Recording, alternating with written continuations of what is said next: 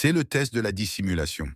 Souvent, Dieu vous cache pour vous protéger pendant que vous imaginez que lui vous ralentir. Vous voyez, vous êtes en danger quand vous commencez à regarder quelqu'un et vous vous dites, eh bien, peut-être vous pouvez peut-être vous tourner vers un général de la foi qui vous a inspiré, ou votre pasteur, votre chef, vos parents, et vous dites des choses comme, eh bien, quand ils avaient de mon âge, qu'ils faisaient cela. Lorsqu'ils avaient mon âge, ils avaient déjà atteint ce niveau. Quand ils avaient mon âge, ils avaient déjà écrit des livres ou des croisades ou plusieurs nombres de programmes ou autres. Vous comparez, mais vous devez vous rendre compte que lorsque Dieu vous cache, c'est dans un but précis. Souvent, cette dissimulation a pour but de vous protéger. Car si vous vous développez trop tôt ou si l'exposition précède le moment prévu ou à un moment qui n'est pas censé se produire, l'échec pourrait l'accompagner. Mais maintenant, vous vous ralentissez vous-même vers le bas. Rien ne vous ralentit plus qu'un raccourci parce que vous pensez gagner du temps. Vous pensez rattraper votre retard. Vous pensez rattraper le temps perdu alors que vous ne faites qu'ajouter à votre chagrin d'amour. Me direz-vous, rien ne peut ralentir l'appel de Dieu dans ma vie.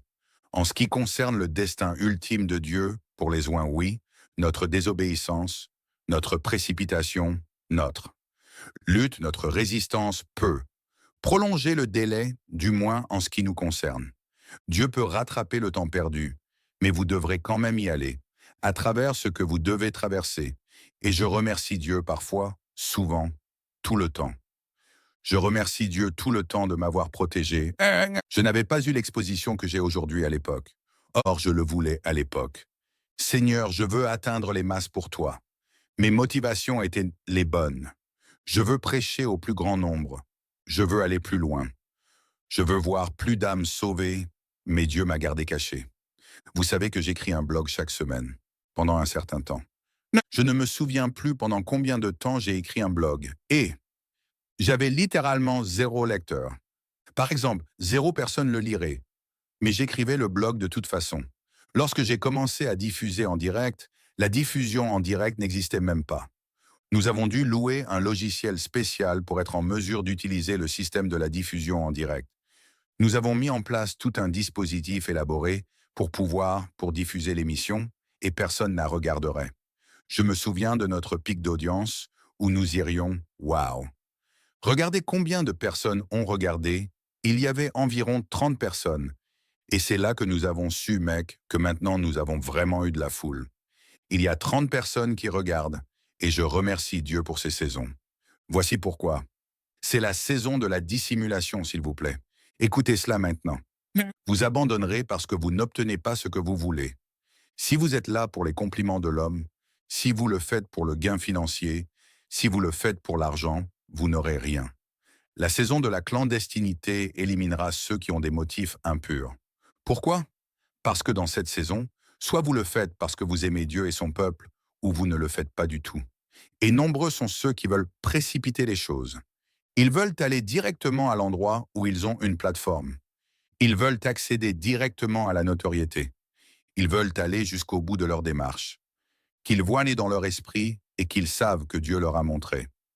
Mais si cela arrive trop tôt, je vous le dis tout de suite, il vous écrasera. Je sais pertinemment que si j'avais la critique que j'ai maintenant contre moi, il y a quelques années, cela m'aurait rendu fou. Les aspects émotionnels et mentaux et la pression physique qui découlent de l'exercice d'un ministère parfois. Je vais vous le dire, s'il n'est pas traité, il peut vous détruire. Comme pour les poids et haltères, il faut commencer par les poids plus faibles. Je sais que nous ne voulons pas entendre cela parce que cela semble parfois même un peu condescendant, mais c'est la réalité. Il ne suffit pas d'aller à la salle de sport et de choisir le poids le plus lourd. Il faut travailler pour y arriver. Et si vous optez pour le poids lourd à l'avant et que vous ne connaissez pas la forme et vous ne savez pas comment vous positionner et que vous ne connaissez pas vos limites, vous finirez par vous blesser de manière à retarder les progrès. Et souvent, nous retardons nos progrès parce que nous essayons de nous dépêcher de la saison de la clandestinité. Les seules personnes qui savaient que Joseph était là. Oh, écoutez ceci, s'il vous plaît. Les seules personnes qui savaient que Joseph était là étaient les personnes qui essayaient de le cacher. Non. Les seules personnes qui savaient qu'il se trouvait dans cette citerne étaient ceux qui l'ont mis là. Non. Vous pensez peut-être que vos ennemis sont en train de gagner. Vous pouvez même penser que le diable est en train de gagner parce qu'il n'y a pas ce que l'on pourrait appeler une percée. Mais vous ne savez pas ce que Dieu fait dans cette saison. C'est dans cette clandestinité que votre caractère est traité. C'est dans cette clandestinité que vos motivations sont purifiées. Et maintenant, vous commencez à le faire parce que vous aimez Dieu et son peuple. C'est pourquoi il est si important que nous ne voyions pas seulement l'obscurité pendant ces saisons. Pensez à David lorsqu'il gardait les moutons. Il était caché.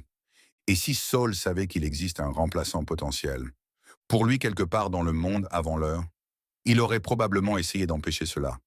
Il aurait essayé de saboter cela. Et Dieu vous garde caché à cause des gens qui sont jaloux de vous et qui essaieraient de saboter ce que Dieu est en train de faire dans votre vie, et c'est parfois ce qu'il faut faire. Je vous donne ici les choses profondes de l'esprit. Ces questions ne sont pas souvent abordées, et il n'est pas rare qu'elles fassent l'objet d'un débat. Tant de personnes se retrouvent dans ces voyages sans savoir ce qu'elles font, ce qui se passe. Ils pensent que Dieu travaille contre eux lorsqu'il travaille en fait pour eux. Joseph ne savait pas qu'il s'agissait en fait du premier pas vers la réalisation de son rêve. Le plan que Dieu lui a donné était déjà en cours d'exécution. On n'en avait pas l'impression parce qu'il était caché. Mais ce premier pas, cette dissimulation de Joseph, c'était la première étape pour mettre en œuvre ce plan dès maintenant. Pour votre protection, Dieu veille. Écoutez ceci. Pour votre protection, Dieu ne fera que vous exposer proportionnellement à la pureté de vos motivations. Voilà à quel point nous pouvons être trompeurs. Je voudrais passer un peu plus de temps sur cette question. Je me souviens de l'époque où je priais pour être utilisé par Dieu dans les premières années de ma marche avec le Christ. Je dis premières années, mais je suis encore jeune. Mais cela ne veut pas dire que je n'ai pas d'années antérieures. C'est ainsi que dans les premières années de ma marche avec le Seigneur, et je me souviens, je savais que Dieu n'allait pas me promouvoir si mes motivations ne sont pas pures, si je ne suis pas prêt à le faire pour les bonnes raisons. Voici donc ce que je ferai. Et voici comment nous nous trompons nous-mêmes. Voici à quel point la chair peut être délicate. Je priais des choses comme « Seigneur, je me fiche que tu m'utilises un jour d'une manière formidable. Je fais ce que tu veux. » Et je dirais que je le savais dans un coin de ma tête, que si je prie ainsi, peut-être qu'il me promouvra. Et c'est là que le bas blesse, car parce que lorsqu'on crucifie quelque chose, lorsque vous placez quelque chose sur la croix, vous devez le laisser là. Et beaucoup d'entre nous essaient de descendre de cette croix. Nous nous tortillons. La chair doit être soumise, mais la chair doit être soumise. Il est toujours vivant. Et, il arrive à cet endroit où nous nous battons simplement contre le processus. Et nous n'aimons pas cet endroit. Je vous le dis, ce n'est pas un endroit agréable parce que vous avez l'impression de perdre beaucoup de temps, mais vous êtes au bon endroit. Il n'y a pas de temps perdu avec Dieu si en ces saisons, vous vous pliez à toutes ses instructions. Pensez à ce que Dieu a dit au prophète Isaïe dans le chapitre 6 d'Isaïe. Il a dit, « Va dire à ce peuple, écoutez bien, mais sans comprendre. Regardez bien, mais sans reconnaître. » En d'autres termes, je vous envoie pour que vous soyez inefficaces. C'est ce que Dieu a dit à Isaïe. Je vais vous envoyer. Vous allez parler, mais personne ne vous écoutera. Vous allez parler, mais personne ne va comprendre. Et il était d'accord avec cela. De quoi s'agit-il d'ailleurs? S'agit-il d'une question d'exposition? S'agit-il d'une question de popularité? Vous le découvrirez car c'est en cette saison que Dieu vous purifie. Et d'ailleurs, vous allez voir souvent les gens monter en flèche à l'improviste. Et comprenez ce que je veux dire. Je ne dis pas que quiconque qui semble avoir une croissance rapide n'est pas qualifié. C'est parfois ce que Dieu fait, mais vous savez, nous n'essayons pas toujours de voir ce qui se passe en coulisses. Les gens me disent tout le temps, « Mec, je suis tellement béni par votre ministère. Je vous ai découvert il y a 2 ans. » Et dans leur esprit, nous sommes apparus comme une sorte de bombe dans l'existence 2 ans, alors que nous sommes ici depuis plus d'1 an. Vous savez, plus de 20 ans à faire le travail du Seigneur. Je n'en suis pas contrarié car je sais comment cela fonctionne. Ainsi, il apparaît parfois que quelqu'un a une promotion du jour au lendemain, alors qu'en fait, ils ont posé dès la fondation dans la clandestinité pendant des années et des années. Mais la réalité est là. Parfois, Dieu se contente de permettre à quelqu'un d'être promu alors que son cœur n'est même pas correct en premier lieu de toute façon. Il ne les a pas appelés. Il ne les a pas positionnés là. Ils le font pour la gloire, pour la fortune. Ils prêchent pour des motifs impurs. Il ne permet pas qu'il soit traité parce que, franchement, cela fait partie de la punition. C'est donc en fait dans la dissimulation que nous trouvons la bénédiction. Je vais maintenant passer au test numéro 2. Si cela vous fait du bien, faites-moi savoir dans la section des commentaires. Faites-moi savoir comment vous vous débrouillez dans cette saison, ou si cela a du sens. En termes de dissimulation, il s'agit de l'épreuve numéro 3, le découragement. Le découragement.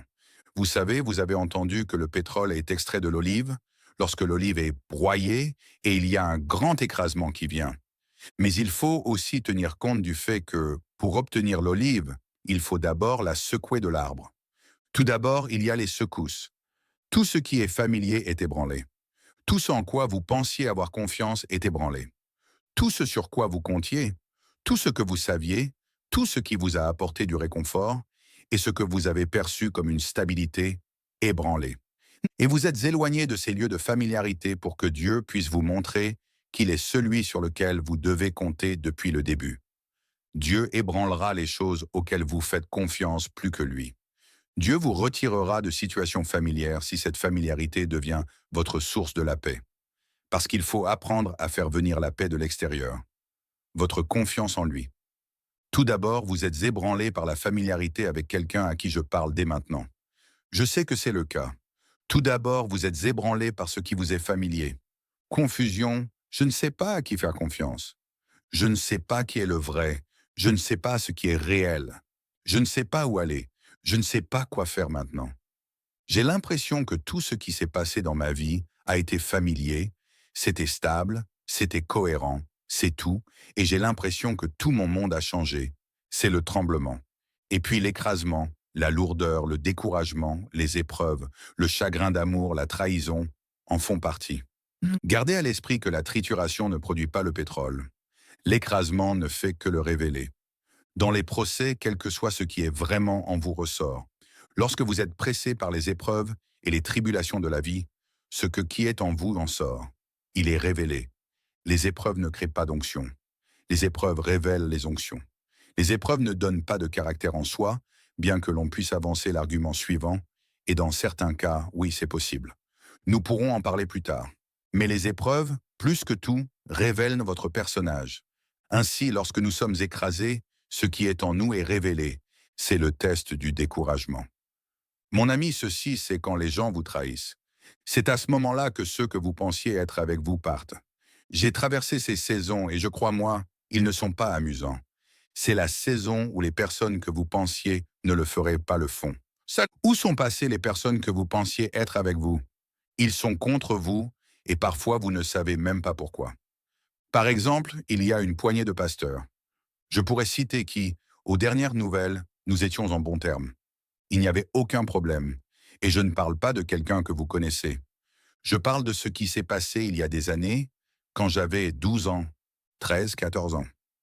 Des personnes avec lesquelles je pensais être en bons termes, et soudain, je découvre qu'ils ne me supportent pas. Je ne sais pas ce qui s'est passé.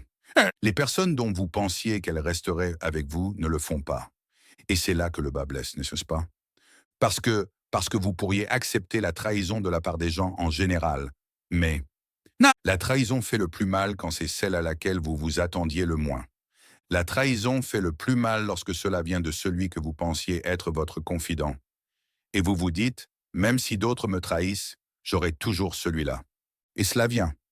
J'ai connu ces périodes de ma vie. En bref, Dieu fera venir des amis autour de vous, des gens autour de vous qui ne vous trahiront pas. Cela arrive. Mais les gens commencent à vous calomnier. Vous savez ce qu'il y a de pire dans la calomnie? Pas même les personnes qui vous calomnient. Calomnie, mensonge, ragot, c'est une chose.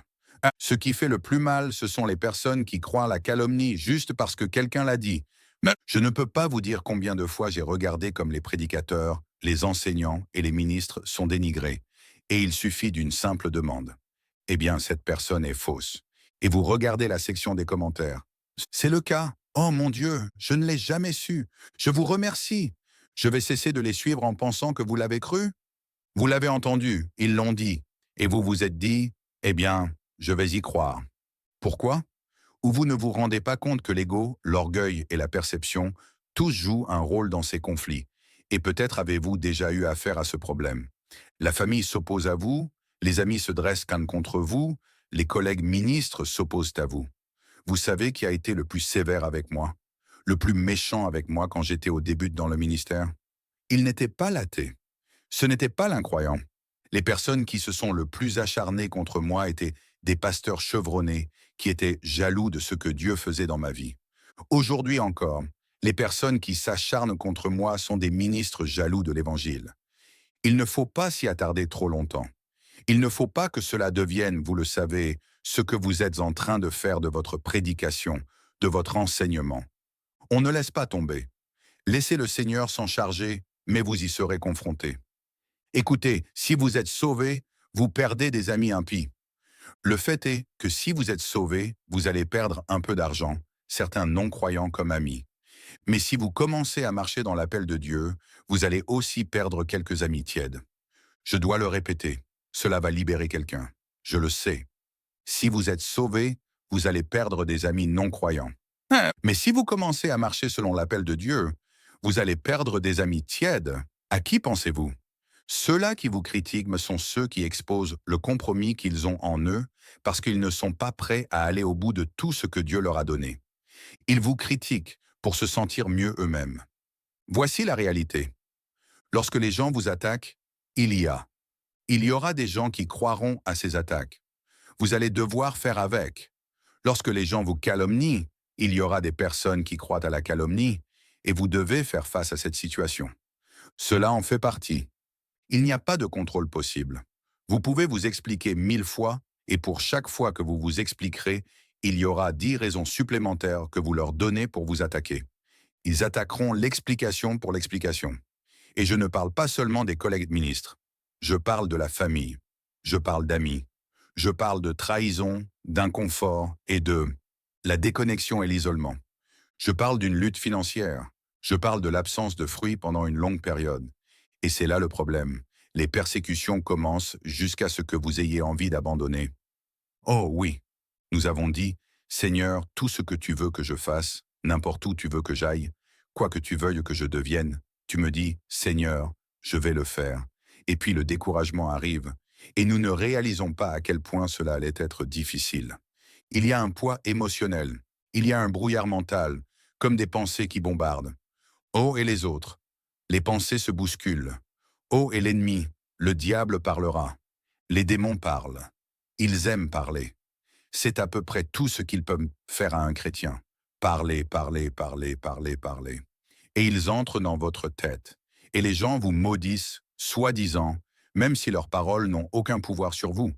Ils parlent de choses, et dès que vous commencez à parler de choses, vous les dites de croire au pouvoir de cette malédiction, maintenant, et vous êtes juste tout ce que vous avez perçu à travers ce que vous pensez être une malédiction.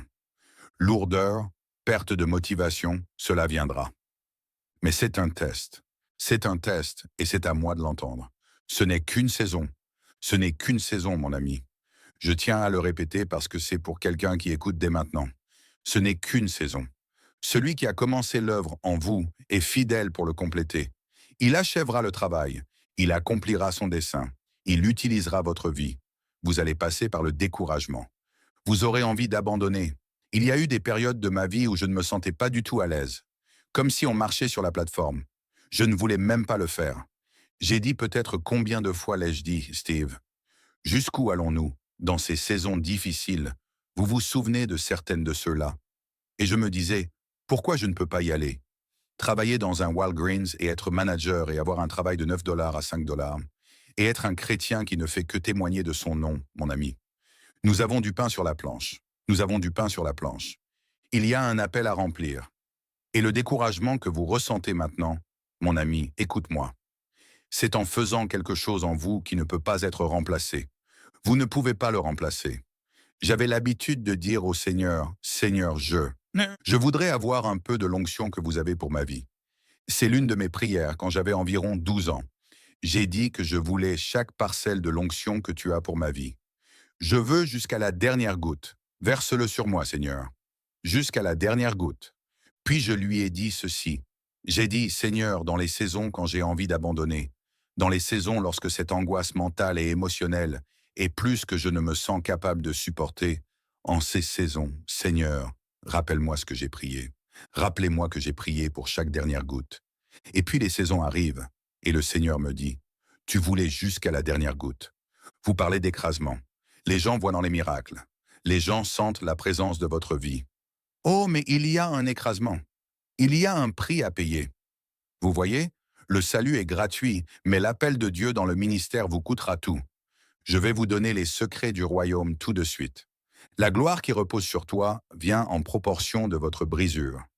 Vous arrive-t-il d'être frustré par la direction que vous prenez ou par le fait que vous ne pouvez pas vous en sortir?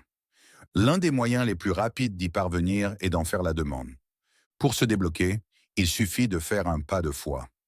Faites ce que Dieu a dit de faire et nous nous en tiendrons là pour l'instant. Maintenant, Père, je prie pour que vous aidiez les personnes à réussir leurs tests. Esprit Saint, rappelle-leur lorsqu'ils sont confrontés à ces épreuves et tests dans leur vie. Rappelle-les que ce n'est qu'un test. Modelez leur caractère. Façonne-les à l'image du Christ, je prie, afin qu'ils puissent ressembler davantage à Jésus à chaque instant. Esprit Saint, nous te remercions pour le privilège de servir. Nous te demandons de nous donner la force et le discernement. Aidez-nous à réussir notre test. Au nom puissant de Jésus, nous prions. Je veux que vous le disiez parce que vous y croyez. Dites Amen. Si vous l'avez apprécié et que vous pensez que d'autres personnes ont besoin de l'entendre, n'oubliez pas de laisser un like et de vous abonner sur ma chaîne. Et cliquez sur la cloche de notification lorsque vous vous abonnez.